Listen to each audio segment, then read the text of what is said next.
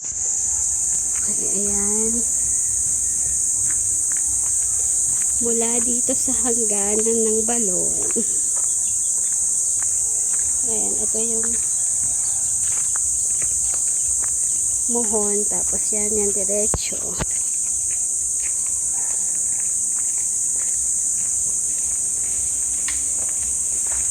Ito yung main gate.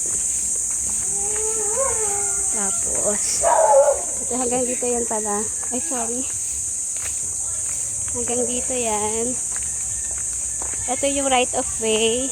2 meters. Tapos yung kabilang bahay na. Hanggang doon yan sa dulo.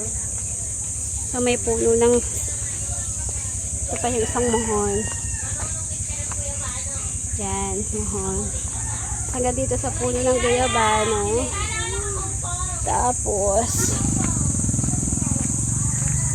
yan. Tapos 2 meters mula dito sa labas. Ito na yung muhon. Ito mula dito sa muhon dito. Ayan, mula sa muhon dyan. 2 meters. May muhon din doon. Yun ang right of way. Tapos may space dito. Yan. So, pwede pa talaga magtayo ng dalawang bahay sa mga espasyo. Tapos meron dito sa tapat. May balon, may garden. Bubuhayin na lang sana yung garden. Tapos ito yung garahe. Garahe. Tapos merong ito yung space sa gilid. Space sa halikod. Yan, space sa likod. Ay, saan ba? Ayan, space sa likod. May piggery dun sa gilid. Yung sa gilid na yun, sa gilid ng ilaw. Sa baba ng ilaw. Yan. Tapos, yan dito sa likod ng pagpasok, kwarto.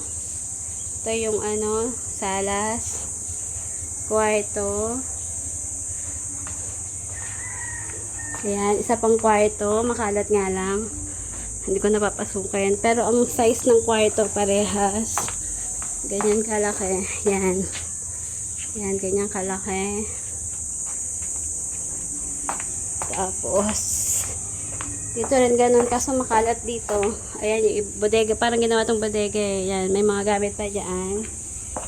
May isa pang dito, mini kwarto. Ito CR. Yan yung CR. Good yung bowl. May bara, hindi yan barado, wala yung bara. Tapos ito yung ginamit ko dating mini office. Teka, buksan natin. Yan, parang pinaka-office ko nung dito. Hindi maririnig yung ingay sa labas, kaya dyan ako nag-office dati. Okay. Tapos, teka, saan yung ulang? Okay, tapos dito, ayan, may mga saksakan, may mga outfit dyan. Ito yung lababo. Ayan, lababo. Konting, lang yan, konting, konti lang gagawin. Tapos ito dito naman. Ito yung, yung sa may, kitchen, kainan. Dito yung lamesa dati, para sa kainan. Tapos ito yung likod. Ayan, dati kasi ito may kulungan ng mga manok, saka dito sa likod may parang mini piggery. Ito, mini piggery. Sako pa yan, pati yun doon sa nakabako doon. Yun, so malaki talaga to. Tapos meron pang espasyo dito na kukunin. Ayan, yung hangganan na yan, mula dyan sa padal na yan, padiretso hanggang dulo. Sako pa yun nun.